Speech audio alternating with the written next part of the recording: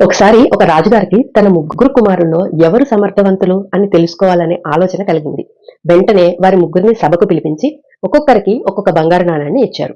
ఆ బంగారు నాణాన్ని ఇచ్చి ఇలా చెప్పారు, 3 సంవత్సరాల తర్వాత ఈ నాణ్యంతో ఎవరు ఏం సాధిస్తారో నాకు చూపించాలి అన్నారు. ముగ్గురు బయటికి వెళ్లారు. మొదటి కుమారుడు ఆ నాణాన్ని విలాసాలకు ఆనందాలకి ఖర్చు చేశాడు.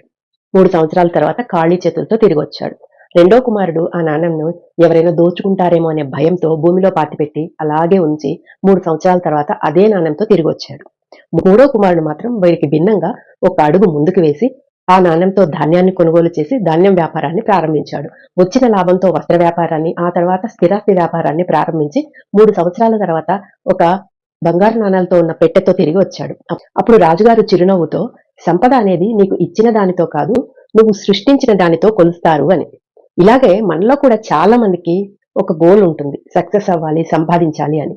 కానీ కొంతమంది కంఫర్ట్ జోన్ లో ఉంటారు. కంఫర్ట్ జోన్ లో ఉండి వాళ్ళకున్న పొటెన్షియల్ ని, నాలెడ్జ్ ని ఉపయోగించుకోలేక ఆగిపోతారు. ఇంకొకరు ఫియర్ తోటి ముందుకెళ్ళలేక ఆగిపోతారు. ఫియర్ ప్రొటెక్ట్ లా కనిపిస్తుంది కానీ అది మన గ్రోత్ ని ఆపేస్తుంది. ఇంకొకరు ఒక అడుగు ముందుకు వేసి సక్సెస్ సాధిస్తారు. వాళ్ళని చూసి అందరూ ఏమనుకుంటారంటే లక్కీ పర్సన్ అంటారు. Success is not lucky. Success is conscious decision plus consistent action equal to success. కాబట్టి మనం ఏదైనా సాధించాలి అంటే ముందు కంఫర్ట్ జోన్, ఫియర్ ని వదిలేసి ఒక కన్సిస్టెంట్ యాక్షన్ ని తీసుకున్నప్పుడే మన లైఫ్ లో మనం సక్సెస్ ని చూస్తాము. మరి మీరు ఏ జోన్ లో ఉన్నారో కామెంట్ చేయండి. ఇలాంటి మరిన్ని వీడియోస్ కోసం నా పేజ్ ని ఫాలో అవ్వండి.